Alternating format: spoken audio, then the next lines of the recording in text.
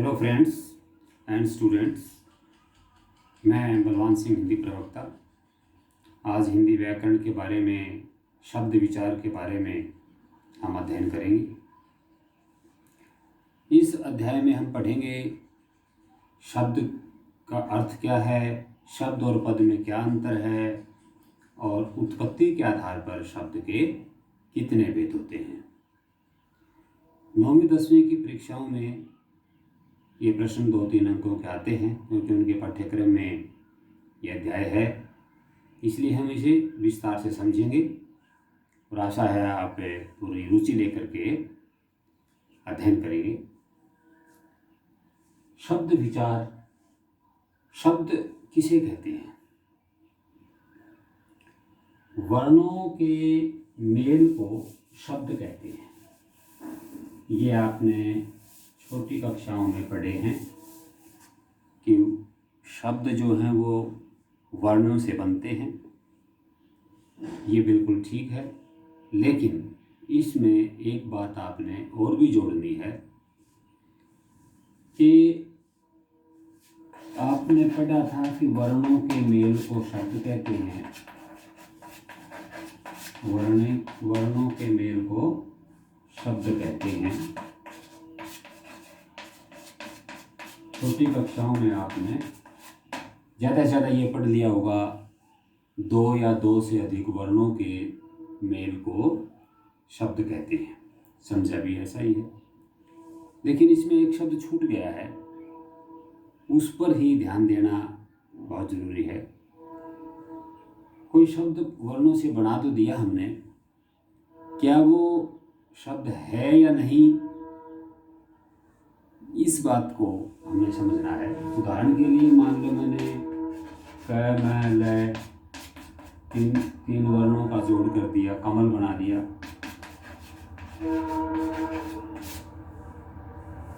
तो क्या मैं ल जमा मैं जमा क लमक, ये भी वर्णों का जोड़ है, क्या मैं इसको भी शब्द कह दूं?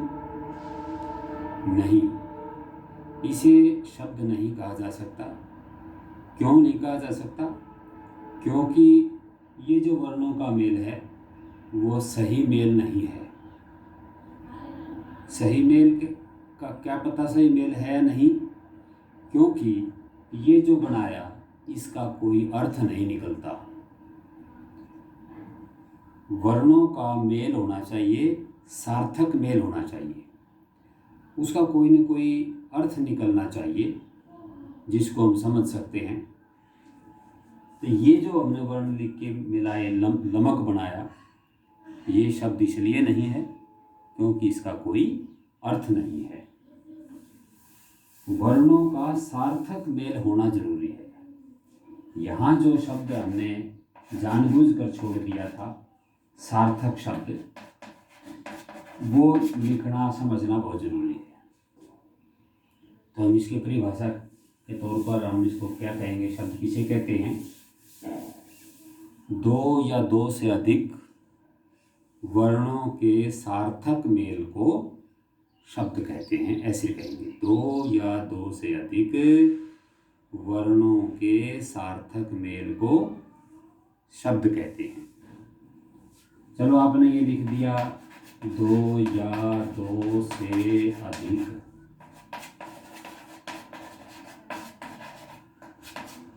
वर्णों के सार्थक, यहाँ ध्यान देंगे, सार्थक मेल को शब्द कहते हैं। ये आपने अपनी कॉपी पर लिखना है, समझना है। उदाहरण आप अपना कोई भी दे सकते हैं। उदाहरण के लिए मान लो मैंने न, मैं, क, इन तीनों का मेल कर दिया तो ये नमक बन गया, ये शब्द बन गया। यदि मैं इसको हम क, मैं, न, कमन, इस तरह से टेढ़े मेढ़े मैं, न, क, मनक, इस तरह से बनाएं तो वे शब्द नहीं होंगे, क्योंकि उनका कोई अर्थ नहीं निकलता। ओके, तो शब्द किसे कहते हैं? वर्णों के सार्थक मेल को शब्द कहते हैं। अब बात आती है शब्द और पद में अंतर। शब्द और पद में अंतर। पद ये तो है जो अभी बताया था, दो या दो से अधिक वर्णों के सार्थक मेल को शब्द कहते हैं। उदाहरण के लिए मान लो मैंने लिख दिया शेर, 2-3 वर्ण मिला दिए, इनसे शब्द बन गया।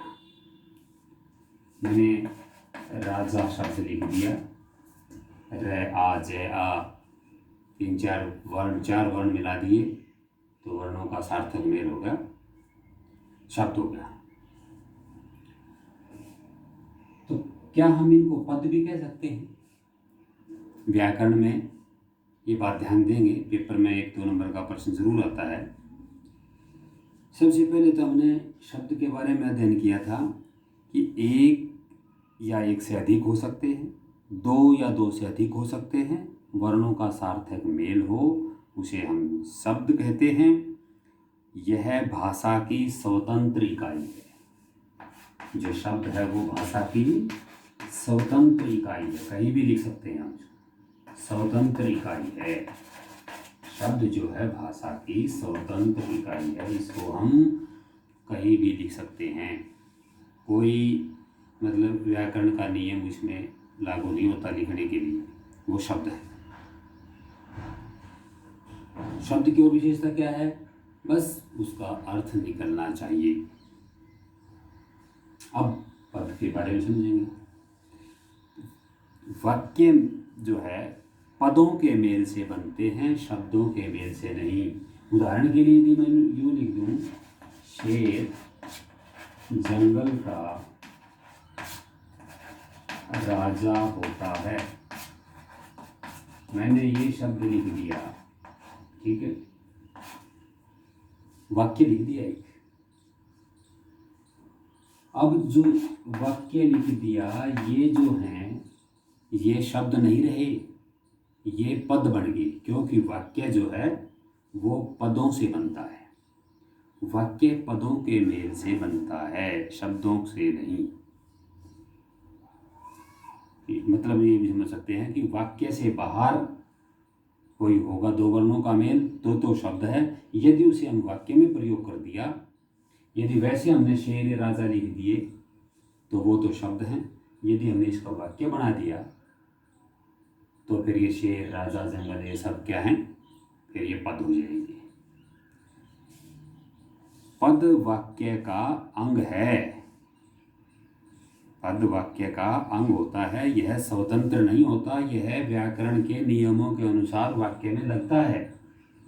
ये नहीं कि शेर को हम पीछे लिख दें, व्याकरण का नियम है पहले कर्ता आएगा, फिर जो है अंत में क्रिया आएगी, बीच में कर्म आएंगे। इस तरह से एक व्याकरण के नियम हैं, उस नियम के मुताबिक जो है इनका प्रयोग होता है।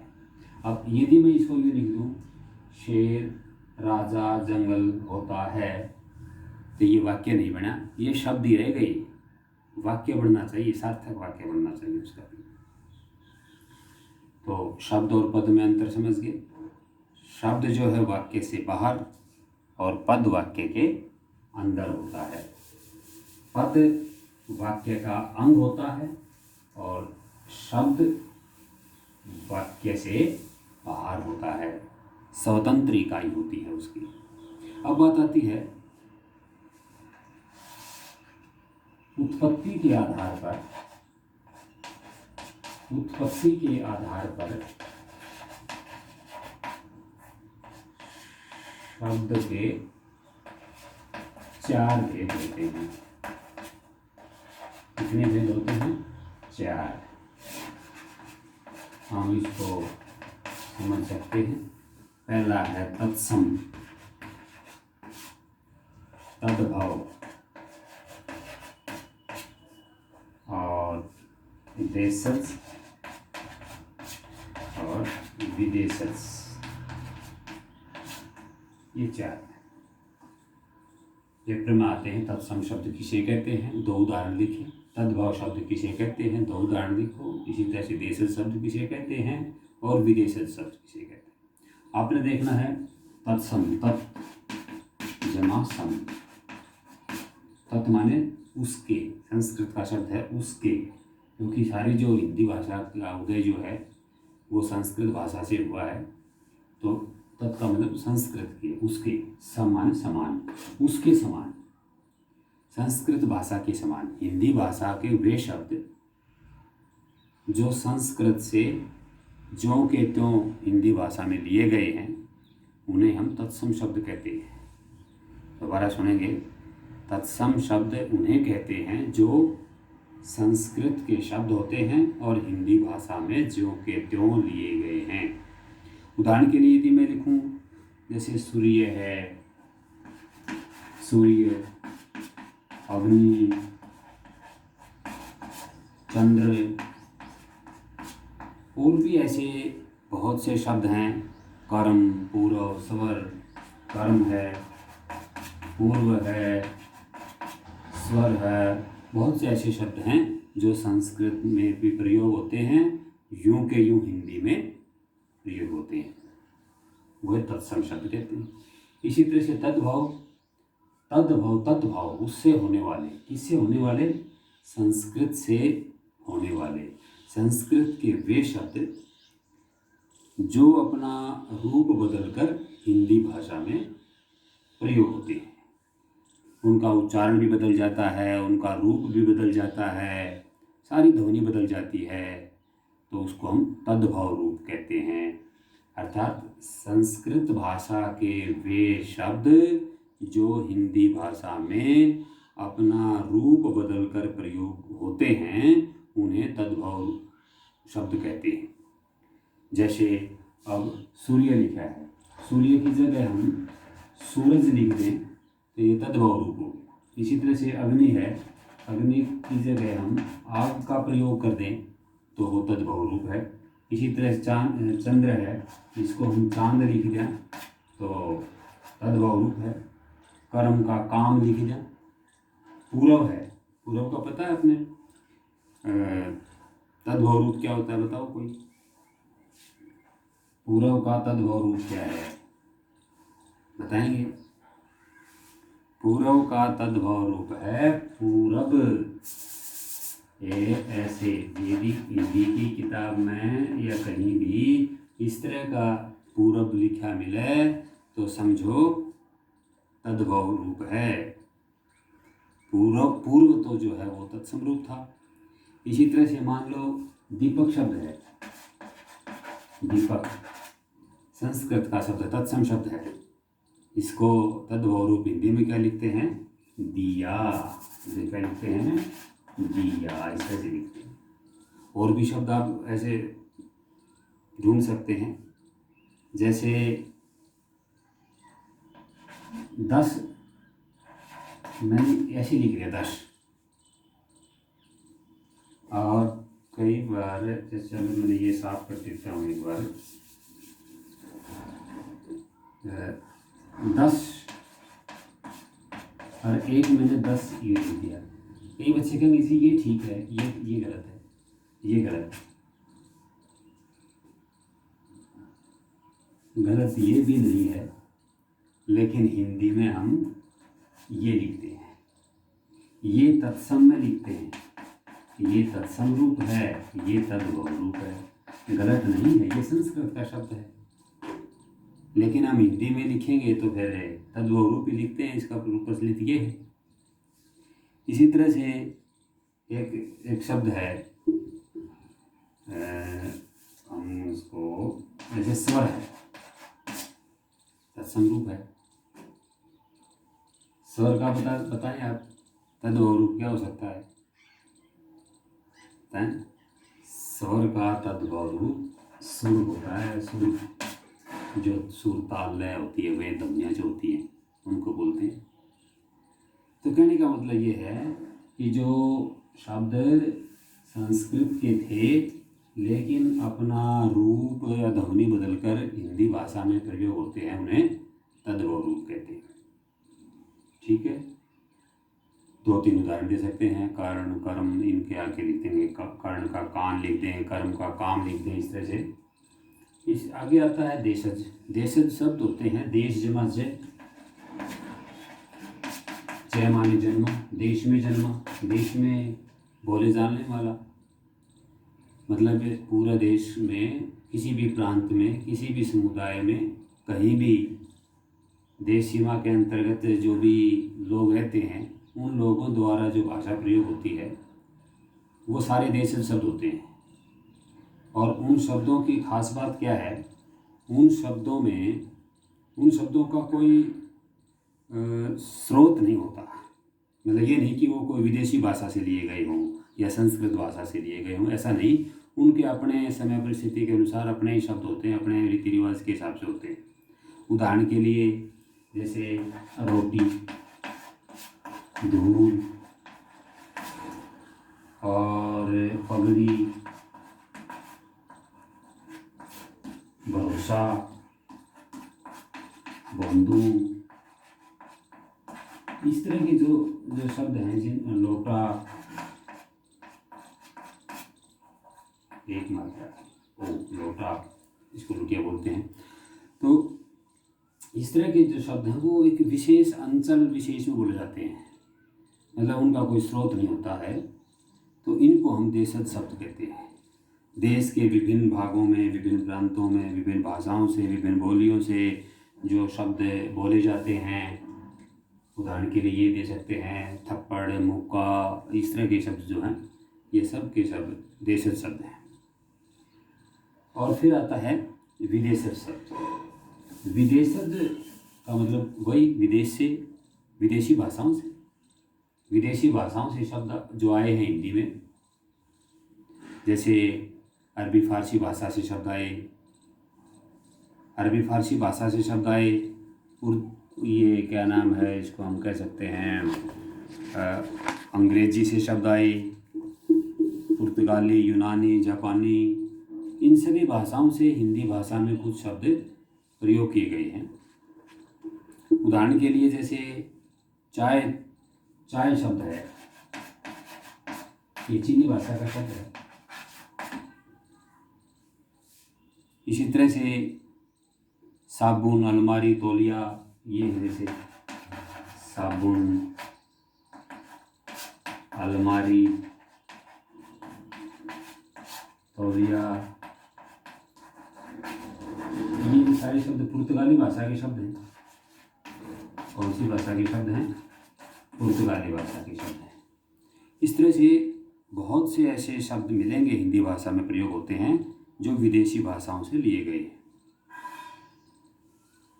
ये मैंने 5-7 उदाहरण इसके चीनी भाषा के, पुर्तगाली भाषा के इसीलिए दिए हैं ताकि आपको याद रह जाएंगे। यदि मैं पूरे सारणी बना देता इसकी भाषाओं की तो आप याद नहीं कर पाते, कम से कम आपका ये तो याद होंगे। उर्दू के तो आप वैसे ही जान जाते हैं, कईयों के तो नीचे नुक्ता लगा होता है, जो बिंदी सी लगी होती है, जैसे गज़ल में ज़ै के नीचे बिंदी लगाते हैं, इस तरह से। तो आज हमने तत्सम, तद्भव, देशज, विदेशज, इन शब्दों के बारे में पढ़ा। और आपने कापी पर लिखना है तत्सम शब्द किसे कहते हैं, 3 उदाहरण दें। इसी तरह तद्भव शब्द किसे कहते हैं, 2-3 उदाहरण दें। देशज शब्द किसे कहते हैं, उदाहरण दें। और विदेशज शब्द किसे कहते हैं, उदाहरण दें। शब्द और पद में क्या अंतर है, शब्द किसे कहते हैं, पद किसे कहते हैं। ये सारे का सारा टॉपिक आपका क्लियर होना चाहिए। और आगे हम नेक्स्ट चैप्टर जो है, हमें अर्थ के आधार पर शब्दों के भेद, रचना के आधार पर शब्दों के भेद। वैसे तो अनेक प्रकार के भेद होते हैं शब्दों के, लेकिन हम अगले बार जो है, कल जो है, वो रचना के आधार पर शब्दों के भेद पढ़ेंगे। रूढ़, यौगिक और योग रूढ़, उनके बारे में पढ़ेंगे, जो वेरी इंपॉर्टेंट है। तो इन्हीं शब्दों के साथ जय हिंद।